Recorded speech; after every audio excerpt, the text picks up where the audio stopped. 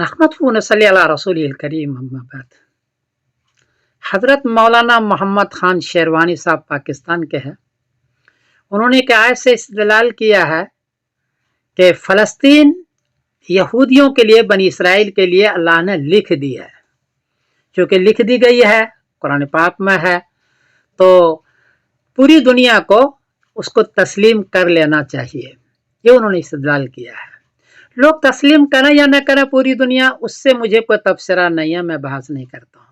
लेकिन उन्होंने जो इस्तेदलाल किया है कि अल्लाह ने अर्ज़ मुक़द्दस यानी फ़लस्तीन को उसके लिए लिख दी गई है, लिख दिया है, इस पर मुझे बात अर्ज़ करनी है।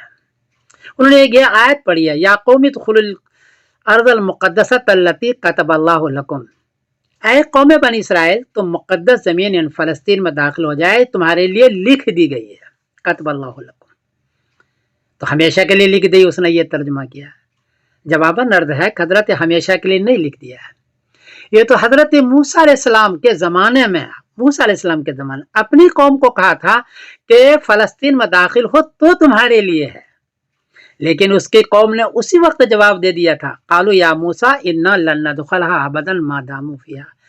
खुश्क जवाब दिया हज़रत मूसा अलैहिस्सलाम, जब तक वहाँ कौम जब्बारीन मौजूद, हम तो हरगिज़ दाखिल होंगे ही नहीं, कभी भी दाखिल नहीं होंगे। जिसका नतीजा यह हुआ कि खुद ज़माने में सज़ा के तौर पर अल्लाह ने फरमाया, फ़इन्नहा क़ाल फ़इन्ना मुहर्रमतुन अलैहिम अर्बईन सनतन यतीहुन फिल अर्ज़, कि 40 साल तक वो सहराई सीना में भटकते रहेंगे, अर्ज़ मुक़द्दस में दाखिल नहीं होंगे। उस ज़माने में खुश्क जवाब देने की वजह से 40 साल तक तो उसको हुकूमत नहीं मिली है।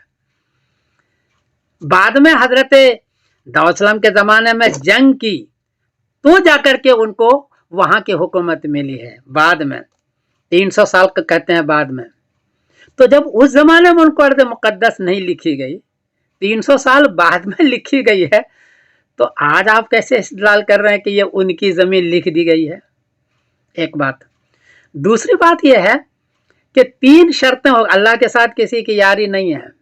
3 शर्तें होगी तो कोई फजीलत आपको मिलेगी, और 3 शर्तें नहीं है तो फजीलत नहीं मिलेगी। पहली शर्त है कि अल्लाह के हकाम पर आप चलेंगे। दूसरी शर्त है कि अपने ज़माने के जो नबी हैं, अपने ज़माने के, उसकी बात आप मानेंगे। हज़रत मूसा अलैहिस्सलाम जो उनके ज़माने के नबी थे, उसकी बात नहीं मानी तो अल्लाह ने उसकी फजीलत छीन ली, कतबल्लाहु लकुम नहीं रहा। 40 साल तक मैं सहराए सीना में भटकते रहे।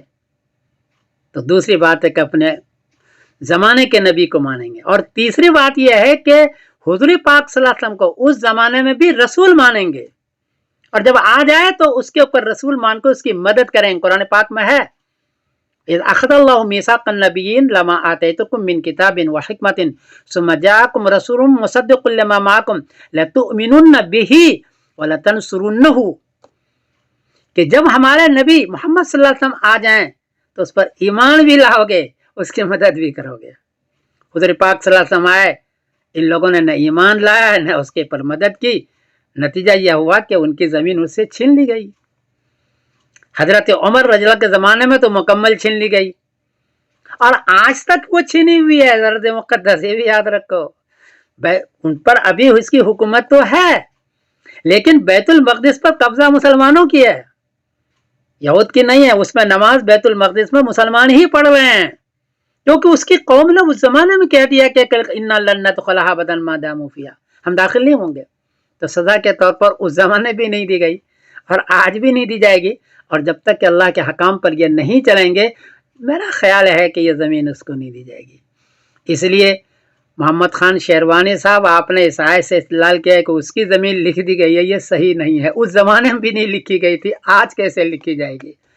बाद में कोई उसको मान ले, वो उसकी मर्जी है, लेकिन इस आयत से इस्तेदलाल आप नहीं कर सकते।